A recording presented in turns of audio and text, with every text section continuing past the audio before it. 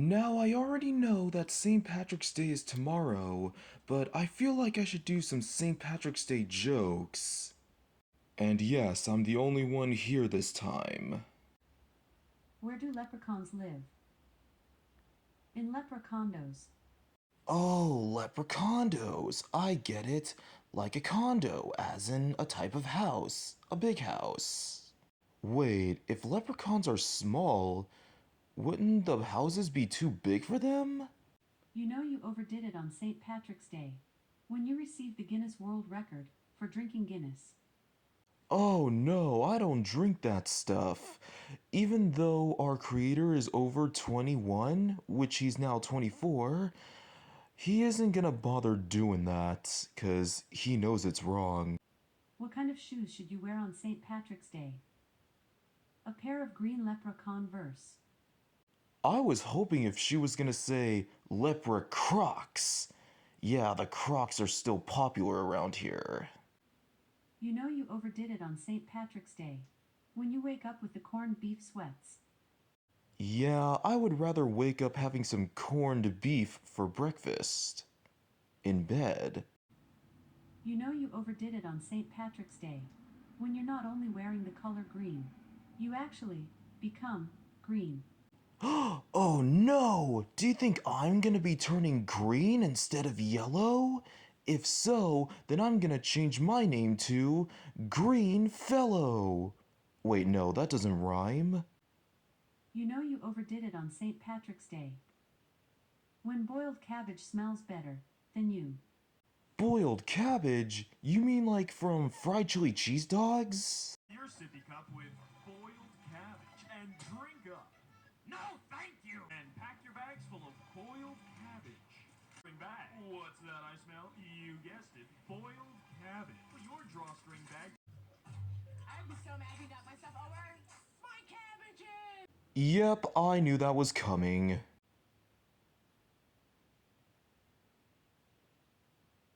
Wait, why can't I hear this one? Okay, since Alexa is too lazy to read this joke, let me read it myself. What do you call a nomad with a lucky charm?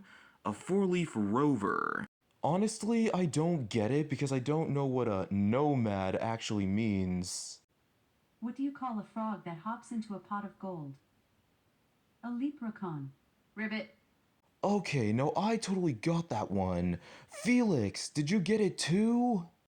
Oh, yes. Felix the Frog totally gets it.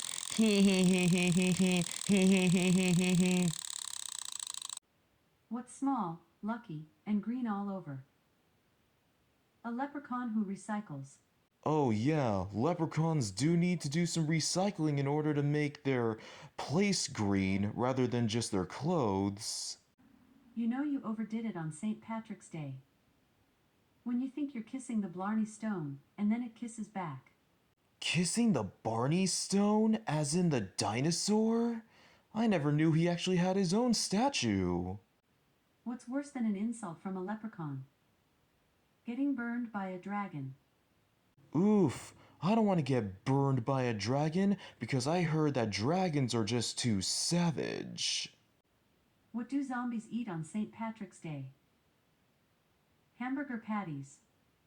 Hamburger patties, I get it, but what does zombies have anything to do with that? What did the giant say to the leprechaun?